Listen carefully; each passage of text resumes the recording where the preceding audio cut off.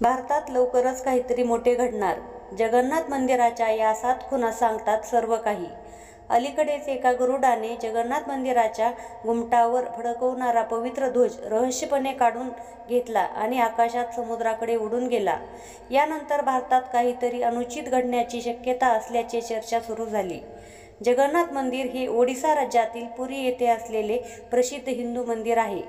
हे मंदिर भगवान विष्णूच्या जगन्नाथ रूप आणि त्यांचे बंधू बलभद्र आणि बहीण सुभद्रा यांना समर्पित आहे. हे मंदिर भारतातील 4 धामपैकी एक मानले जाते आणि दरवर्षी लाखो भक्त येथे येतात. जम्मू काश्मीरच्या पहलगाम येथे दहशतवाद्यांनी केलेल्या हल्ल्यात 26 जणांचा मृत्यू झाला.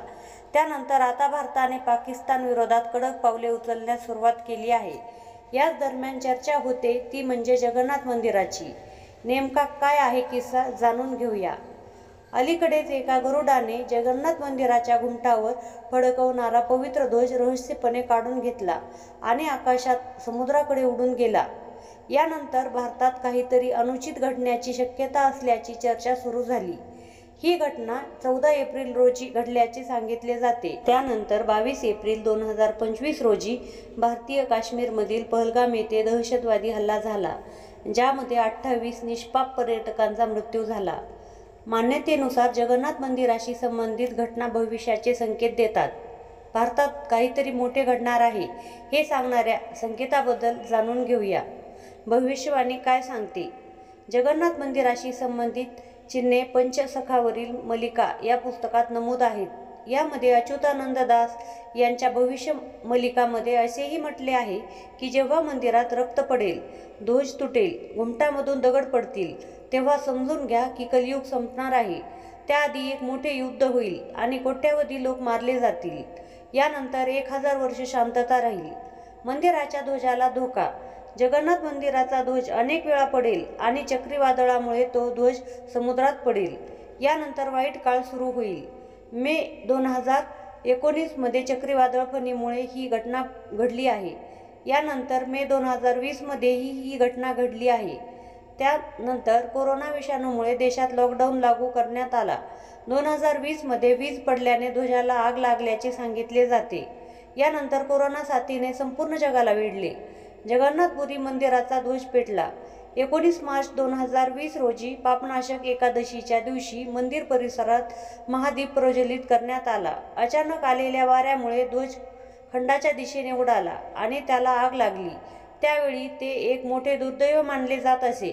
त्यानंतर 5 दिवसांनी देशात पहिला लॉकडाऊन लागू करण्यात आला.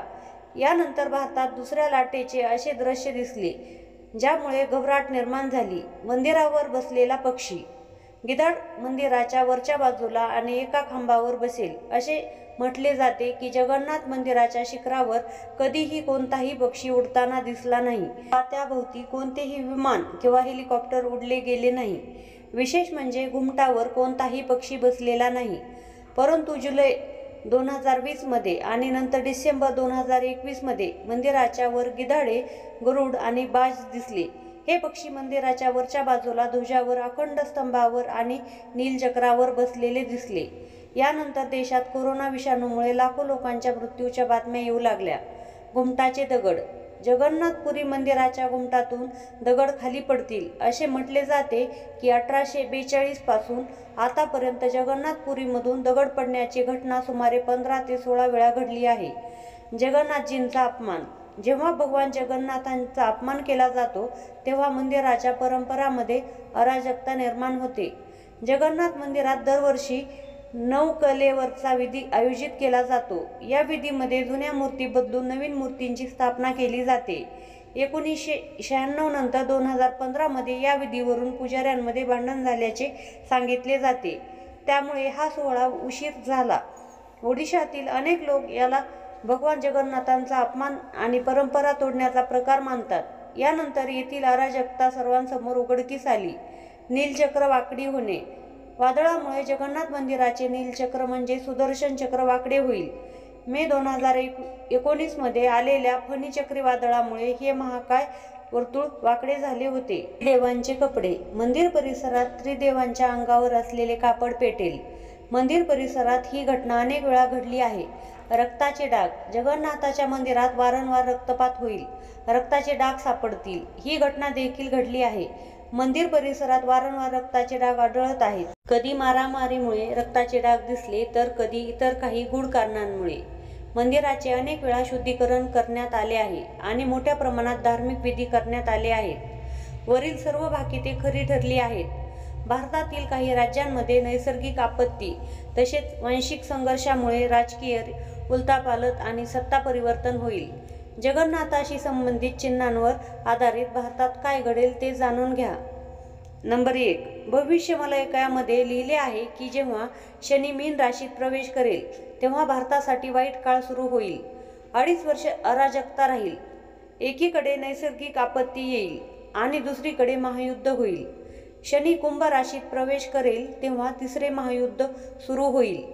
भविष्यातील अंदाजानुसार 2025 नंतरचा काळ आपत्तीसारखा असेल.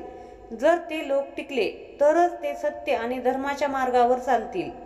जेव्हा गगन सिंहासनावर बसेल तेव्हा जगन्नाथाचे मंदिर समुद्राच्या पाण्यात बुडेल. भक्तांनो, मंदिरामुळे संपूर्ण ओडिशामध्ये पूर येईल का? भविष्यवाणीनुसार देशाची सूत्रे एका संताच्या हाती असतील. जो अविवाहित असेल तो संपूर्ण सॅट्रॅप असेल.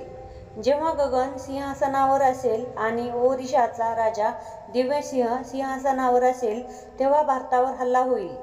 रशियातून शेकडो लोक जगन्नाथजींच्या दर्शनासाठी येतील आणि भरपूर सोने अर्पण करतील.